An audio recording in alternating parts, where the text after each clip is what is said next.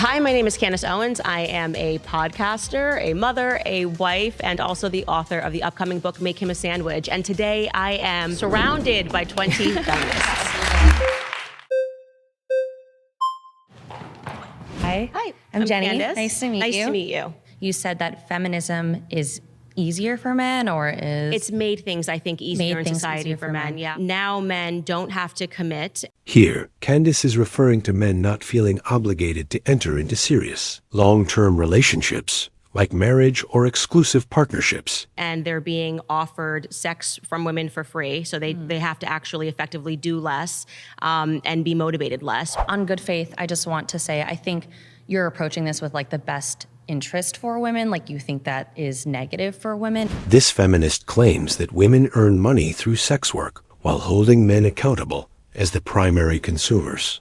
I do think that there are some aspects of sex work or OnlyFans or whatnot that maybe men are definitely the huge consumers of. But if we are so concerned with women putting that out for free, it's charged, right? They're making money off of it. Then why are we not putting the onus more on men for being the one that is in control of that demand?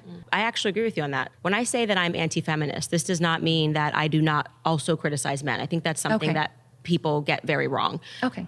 1000% agree. I believe the problem was seeded by the feminist movement. I think the sex revolution and telling women, I mean, literally these people were protesting, they didn't have their shirts on, and this used to be just, your grandparents couldn't even imagine this, like women walking down the street and having their boobs out and their butts out on Instagram. It created an environment where men then had to work harder for a woman's affection, for a woman to take her clothes off, sex education in the classroom. There's this huge myth that people were just doing it, like, we might as well teach them because the children are just doing it. Actually, before they introduced sex education, the majority of high school graduates were graduating with their virginity intact, and then within 10 years of sex education, we saw a reversal. So I'm saying feminism actually seeded the problem, and now the problem is bad, and it's also bad for men. It's harmful for men to be constantly exposed to pornography and soft pornography, and I think it actually, in many ways, emasculates men. Okay. But I would say they are the main social benefactors of that culture.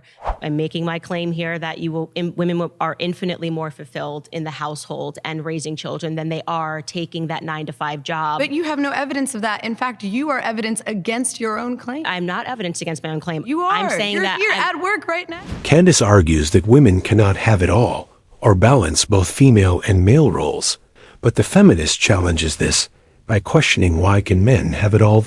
I've literally said, I am telling you, women cannot have it all. That is an illusion, and that is an illusion that is stressing women out. And I think it is the reason why so many women are turning to popping pills, why there's been such a significant, more than 1,000% increase since 1999. But men can have it all. Men can be fathers and have a job, but women can't do that? I don't think you can have it all. Women exist in a society with men. We are comparing women are and trying men. to be both women and men, and that is why women are unhappy today, is because actually what's quite ironic about the feminist movement is that I think women are just trying to be people. I think women have been taught that being a woman is not enough and that you have to also aspire to be a man. And that's the irony. It's like a psychological conditioning. What feminists went out and did and said is that in order for women to have value, women need to be like men. And I'm saying Candace, that actually women and men are biologically different. There are differences in our behavior. There are differences in our desires. And I think evidence of the feminist movement, by the way, shows us that, because even when women enter into the college education space, the pathways of career that we choose are different from men because we're biologically different, right? Okay, so let's say that this is true, that women truly are more fulfilled at home. Now, the average cost of raising a child a year is around $21,000 or more. So my issue is, are you saying that women should just suddenly stop working and now the onus is entirely on men? Like, the society that you're pitching is not sustainable economically. It was sustained economically. But it's not right now. Pause. I think the main issue that we keep avoiding is that this is not an issue created by feminism. This is an issue created by capitalism. Yeah, so I've heard this argument that it's an issue created by capitalism. But you don't agree? You think feminism is the greater issue? Well, we have to spend more money to live, right. I think in large part because feminists got duped by the government. And I think we just keep further enslaving ourselves to the government. I'm not a person who believes in big government. And yet you find that feminists are constantly like, well, we can deal with the college issue. We just need more government. We can deal with the, needing to have more benefits. We just need more government. So it's like, okay, let's just tax every household 100%. And I'm trying to prevent that. And I'm saying that there was a time in America, and what's aspirational for me is I was, raised in part by my grandparents. They were very happy, fulfilling. But some women still do understand that. Right. And a lot of women and I'm one of them. And I'm here advocating for you Okay. to be able to live the life that you want and for other women to be able to live the lives they want. Do you have children? No. Okay. You have a career, I presume? Yeah. Okay. What do you work at? What field do you work in? I do hair. Okay. Wonderful. So I have both children and a career, as somebody pointed out. And so the fact that I'm saying that you will be infinitely more fulfilled at the end of the day by raising your children than you will be if you come home and you say, wow, I really crushed it dyeing somebody's hair today. What is it exactly that makes you angry about hearing that? Like, that's what I'm actually trying. Nothing makes I'm me trying angry. to get. No, I'm that's trying to just get it. to You know the. what, I'm Kat? trying No, to get but to the that's- implicit but revolution. That's the thing is that no one when is someone angry. mentions children. No, see, no one's angry when you mention children. I get angry, I guess, when you mention that someone should have a children, or you're trying to impose a lifestyle onto people that you want to live, which I think is kind of funny because as someone who's anti-feminism, you practice it more than most women do. I mean, every time you get on your podcast, every time you collect a check, you're practicing feminism. Okay, that's what you think. No, that's what it is. Because actually, without feminism, yeah. you wouldn't be able to exist. Yeah, people keep saying, I hate when people say that. But because it's just the it truth. just shows that you haven't done the research to even understand where the feminist Or you don't know came from, history. which was discovered. That's what I'm saying about you, because it means that you don't understand that a bunch of government officials in the CIA funded the feminist movement. So for all of your hatred for the patriarchy, I'm so confused. and So speaking my about question men, is it bad that they funded it or bad that it just happened? Men wanted women to go into the workforce. The government, which had a lot of men, it was being. Are run you by talking about men. because World War II occurred and we had No, to go I'm to talking- factories, and then when we left the factories, they forced us back into the homes? That's not what I'm saying at all. So let me tell you what I'm saying, and then you can respond to it. Go for it. Gloria Steinem is considered to be a feminist icon, right? Mhm. Because she led these protests. She also had a bunch of music festivals. She got students involved. It is just a fact that Gloria Steinem was funded by the CIA, okay?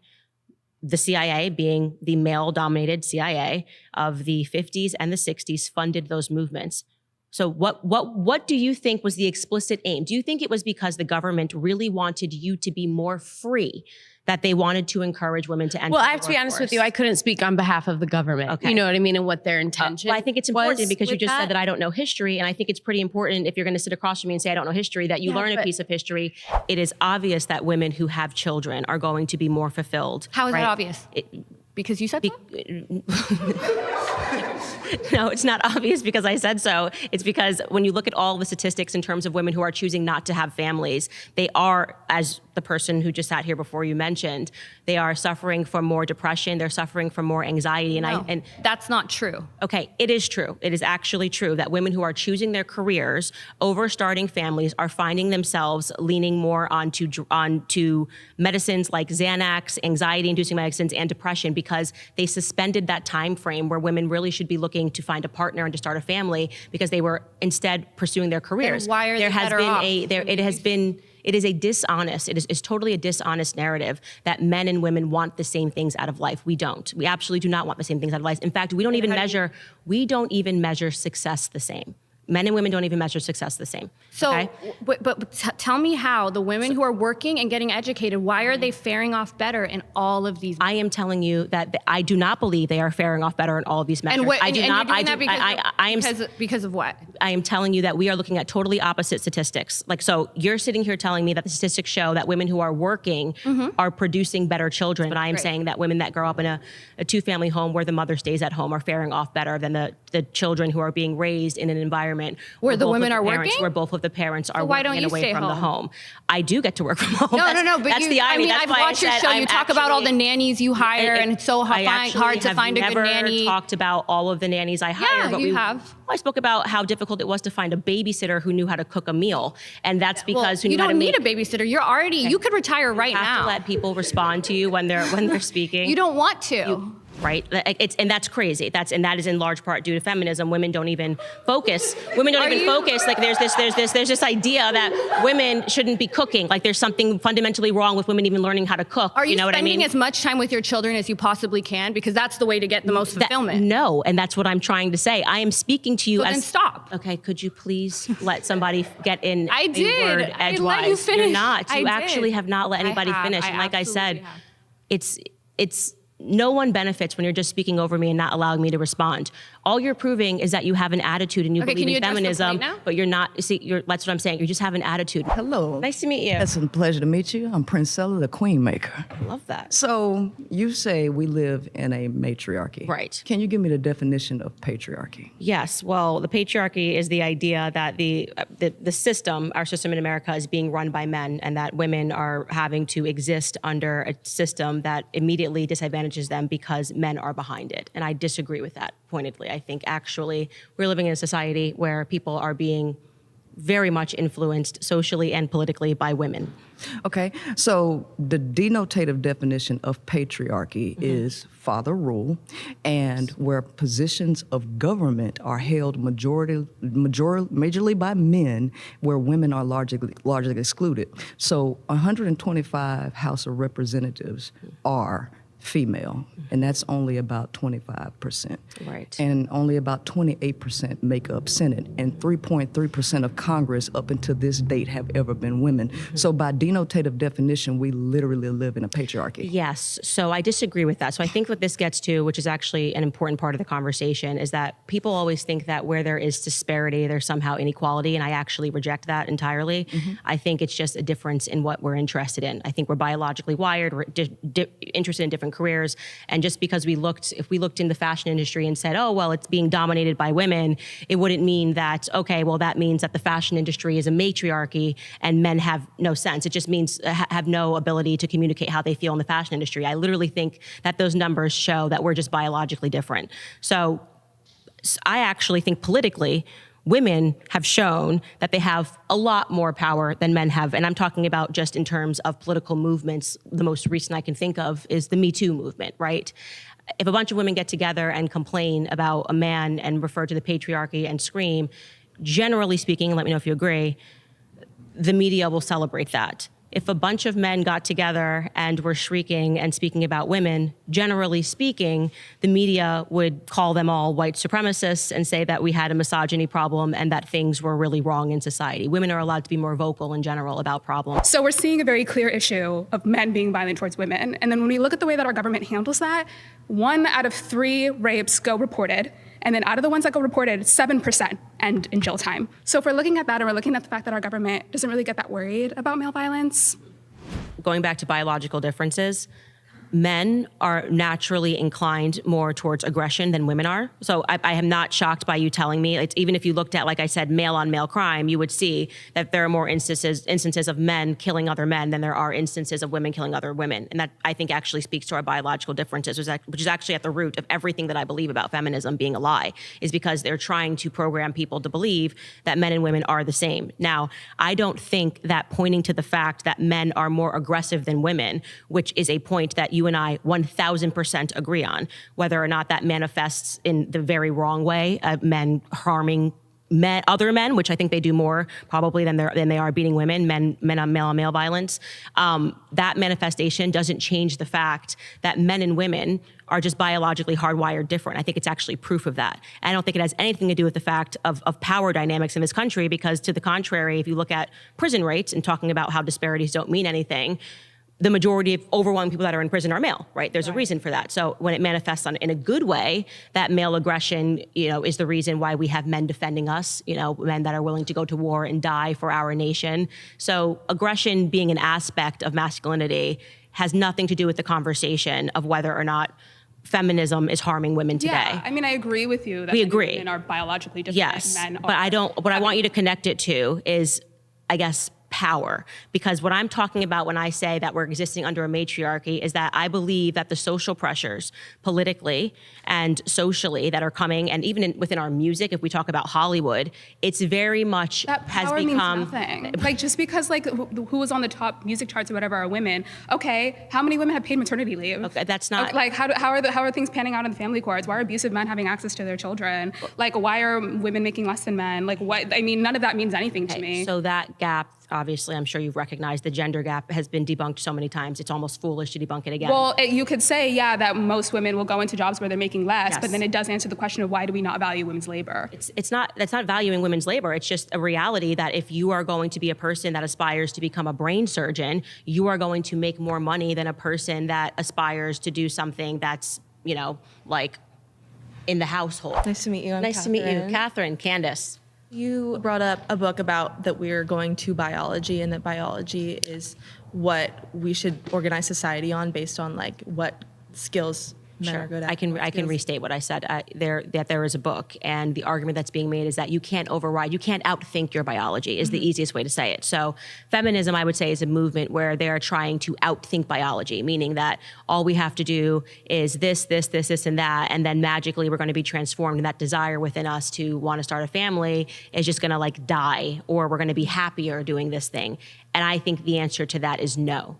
My claim is that I believe feminism is wrongly interpreted as anti-men when it benefits both men and women. So I think that in today's environment, when you look at the messaging that's coming out from self-proclaimed feminists, it's very much an F men can't do anything, women can do bad all by themselves sort of colloquial messaging, which I think is harmful to men and to women. I have seen examples of people that I truly do think are more old school who don't do that. But I think in 2025, we've landed on the side of this. It is, I think, rising to a level of just being anti-men, which is not what I think it was supposed to be aspirationally. In response to that, I would just like to say, I think that in all ideologies and beliefs, there is a spectrum, right? And on either side, there's going to be a radical point of view. When women say things like, I hate all men, or F men this, F men that, because unfortunately, our greatest predator is men. Our greatest harm does come from men. And therefore, when women have experienced violence from men, when women have experienced oppression from men, when we look at historically what feminism does, it's actually trying to bring women at an equal level to men, give them the same opportunities and options as men. When men are exposed to more feminine or feminist-leaning women, they actually have higher quality of life. They have deeper conversations that they can have with their loved ones. All the men that I know in my life are feminists, and it is because they are feminists that we all have a beautiful community and beautiful friendships.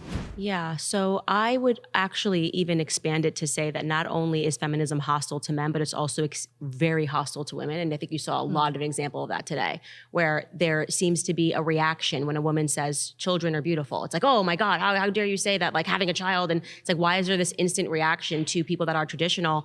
And you see that when we have a society which is really kind of being dominated by what I would call like this hyper sexual character, like of the Kim Kardashian prototype of feminism, weighed against the other extreme, which would be like the Lena Dunham types who are coming out. Lena Dunham's much more the F men forever. Kim Kardashian is kind of the, when I was saying like, come get everything for free, that sort of a model. And I think both of them reject tradition in a way that there's a little bit of hatred there for women who don't want to climb the ladder and work 45 hours a week for a small paycheck and who actually aspire to marriage. They think that there's something intrinsically backwards about that. That to me is the greatest example of what modern feminism has become, because they pretend it's about choice, but in reality, they want every woman to enter the workforce and to pretend that they're happy in the workforce from a 9-to-5 job trying to compete with men. And I think if people are being honest, the overwhelming majority of women are doing that because of financial power, not because they're really happy. And that's why they're binge drinking on the weekends. And I disagree with that. I think that feminism just gives women options. And if you want to be a stay-at-home wife and you want to be a trad wife, that's fine. Feminism is not, in my opinion, I think a lot of other people agree with me. Feminism is not the belief that you can't do those things and we're trying to convince women that they have to work. I believe that feminism is, if you want to work, go do that. Go get that bag, you know? But if you don't and you want to be a stay-at-home wife, then there shouldn't be consequences for doing that. And I think the whole ballerina farm discussion is kind of highlighting some of the consequences. We see a woman who wanted to be a ballerina but gave up that passion and dream to be a mother. And I don't think that it's wrong to want both. I think that I think there's value in being a mother. I think there's value in having a family, right? I work with kids all the time as a swim teacher. I love kids. But at the same time, I don't want to have to choose between kids and my career path. And the attacks on the trad wife culture, it just shows you that there is fundamentally a hatred for tradition. And I think that hatred is being bred into women. And ultimately, when you find those women at 50 who have chased their careers, it has been my experience, and they don't have family, that they suffer from tremendous unhappiness if they've missed that window of opportunity to start a family. I mean, I would like to disagree with that. Feminism is hating on the trad wife life. I think there is a misrepresentation of that life that's being fed to people. For example, people like Nara Smith and Ballerina Farm they are social media content creators. That is their job. Right? So it's not that they're just a stay-at-home mom. Content creation itself, as I'm sure you're aware, is also a job.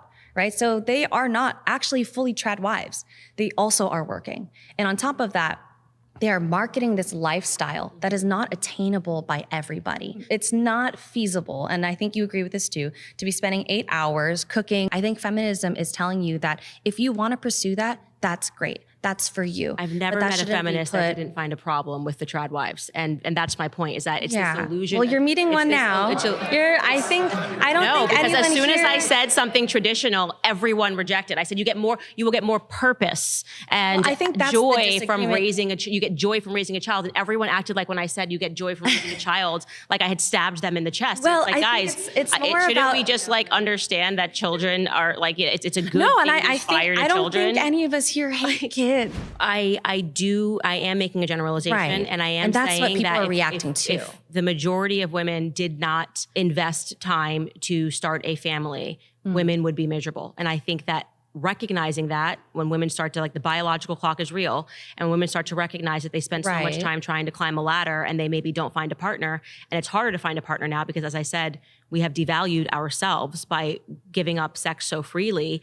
I do see that there is an increase in those types of women who are relying on drugs to make them happy, whether they're but not everybody wants marriage, and not everybody wants a relationship. I think overwhelmingly that feminism lies to you and tells you that you don't until it's too late. And that is what I do a lot of work trying to get women to understand. Yeah, no, and I understand that you're trying to... I'm sorry, that's time. I do apologize.